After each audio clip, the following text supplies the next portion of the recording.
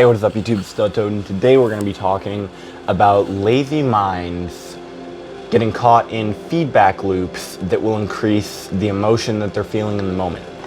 Now, why do I say lazy minds? What defines a lazy mind? A lazy mind is just someone who doesn't know how to control or regulate their emotions. We all know people like this. We know adults that once they get angry, they will continue to get angrier and angrier and angrier until they explode on somebody, and then they're gonna, feel better afterward. That's an example of a lazy brain feedback loop.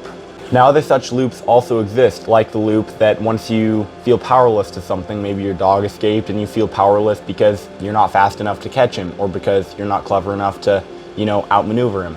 And perhaps that feeling of powerlessness escalates into a feeling of, well, as you sit there and dwell on your state of inadequacy toward this one situation, you might start to think of inadequacy toward other situations. You activate very certain neural pathways in your brain that cause more of the same hormone that caused you to feel upset in the first place, meaning that it actually doesn't do anything to solve your emotional state or put you into a more enjoyable state.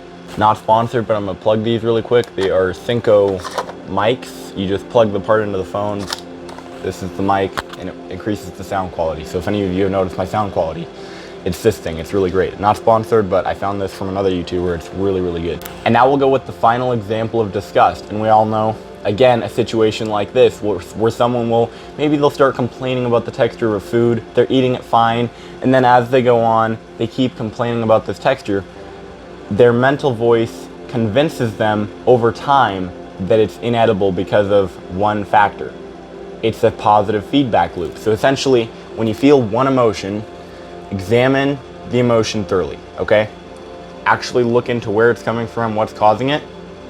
And then, if you determine, is it valid, is it temporary, you can choose what you think of next. If you think about what just went wrong, / what just went right, whatever is causing this emotional reaction within yourself, then you're going to feed that positive feedback loop. You're going to be more of that emotion. Now, if you decide that this emotion was temporary, or that it was really in the circumstance not valid, or that you just misunderstood, then you can choose to think about something else. So something I like to think about is Adventure Time, just because I've watched all the episodes. I can basically watch full ones in my head on demand. When you feel, or when you decide that an emotion that you're feeling is based in inherent untruth of perception, then you can prevent that feedback loop from actually catching fire. Now, keep an eye on this when you're working with people. Keep an eye on this just in general within your life, because if you're not in control of your emotions, then you're not in control of anything about yourself.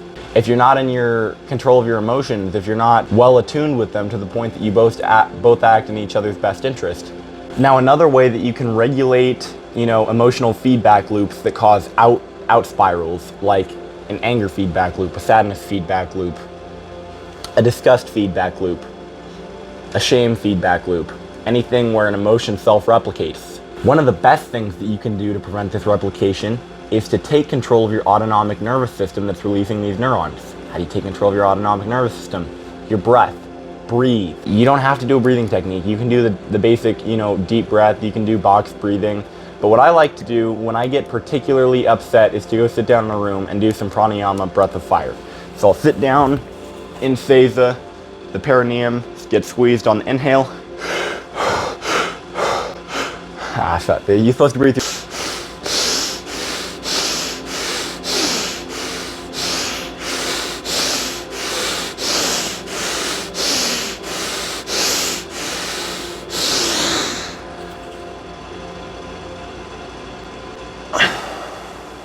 That's the system.